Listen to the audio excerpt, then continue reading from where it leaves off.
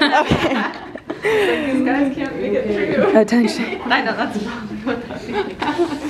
Alrighty. Can you tell me if is that centered? Yeah, Okay. you're good. All right, so I'm going to tell you a story that I haven't told very many people. And it's one of the worst nights of my life. Laying on the bathroom floor, exploding from both ends. I thought that I was actually going to die. I'm thinking about whether my travel insurance would cover getting me airlifted out of the jungles of Papua New Guinea. If you don't know where that is, it is an island between Australia and the Philippines, and there's not much medical attention nearby. And so, yeah, I thought I was going to be either die of dehydration or literally puking my guts out. But I knew all of this was a consequence of the day prior when I drank some questionable water in a village that was about a mile from the nearest road. And the worst part about it was that I was trying to be as quiet as I could because the man I was totally in love with was asleep 2 bedrooms down from the bathroom. But don't worry, because we're married now, and I came out on top. But I'm telling you this story not just because it's funny, but because what I dealt with, what I experienced that one night, is what billions of people experience through their entire lives. In fact, UNICEF reports that 1 in 9 people do not have access to improved drinking water sources.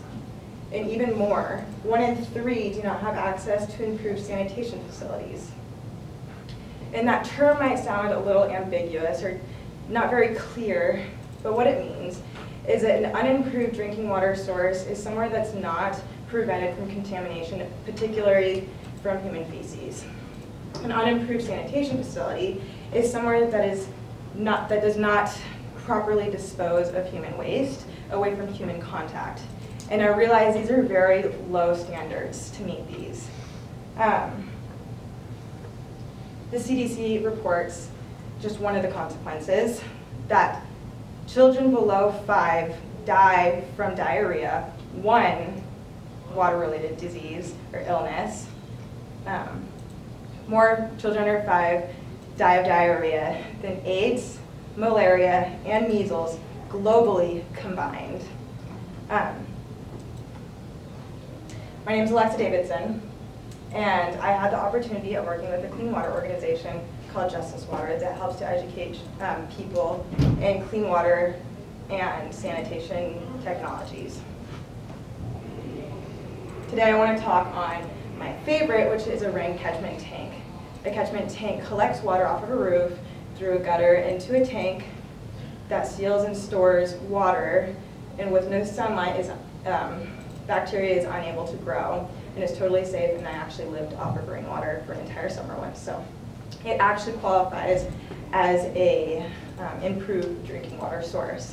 So today I want to go over the foundations of a rain tank, selecting a location, and basic construction. When we're done, you'll know of one way that we can combat the water crisis. To begin, everyone knows that you have to start with a foundation before you build up. But with a rain tank, cement is not just our only foundation, but it's the people and it's the communities that we're building on.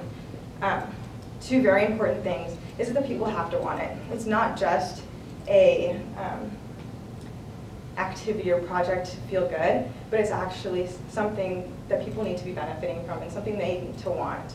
And if they want it, they need to be able to be invested in it, whether it's with money or if it's with time. A typical rain tank is about $300 to $600, but is typically about 6,000 liters and can give water to an entire village. All the supplies should be able to be found in whatever nation you're in, are very accessible, and would be able to be maintained by the people who have helped you make it.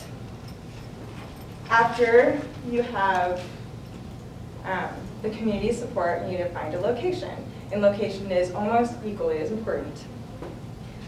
With a new resource, such as water, comes power and either unity or division. Obviously, we want first. In order to do that, you need to choose a location that is accessible to everybody. Usually a community location like a church or a school is where we've usually done it in the past. But also you need to think about the physical location of it. The way that the rain tank is filled is from a roof into a tank, so it needs to be below the roof so gravity can fill in. Finally, to begin construction, it takes about 3 days and 3 major steps. The first being the forms. You have to build the frames from which you build on. Once you have your forms built, which is about, I'd say 7 feet by 5 feet cylinder, you can begin cementing first the outside, and once the outside dries, knocking in the inside and sealing the inside. Once you have your walls, you can begin your lid. In order to build a lid, you build a mound and cover the mound with dirt as a form, and then cover the form with cement. And once that dries, you can collect the community members in order to lift the lid onto the cylinder, and then you can gutter the water into the tank. A quote that my team often reads and refers to is by Lao Tzu, and I'm going to read it. It's, "Go to the people, live with them, love them, start with what they know, build on what they have, but with the best leaders. When the work is done, the task accomplished, the people will say, we have done this ourselves." Today we've gone over the foundation, choosing a location, and the building process of making a rain tank. But I also want to share one last statistic, that UNICEF reports that women and children every day spend a total of 400 million hours collecting water. When you look at that at a global perspective and think about what if that need was taken care of, 140 million hours every day that women and children could be spending in schools or working at a job with an income is just outstanding. When you hear statistics like the ones I've kind of told you about, you might be overwhelmed. But today I hope you've learned something, that change is a reality. And that's our slogan at Just With Water, that change is a reality. And today I hope you walk away with this knowledge of rain tanks and that change really is a reality.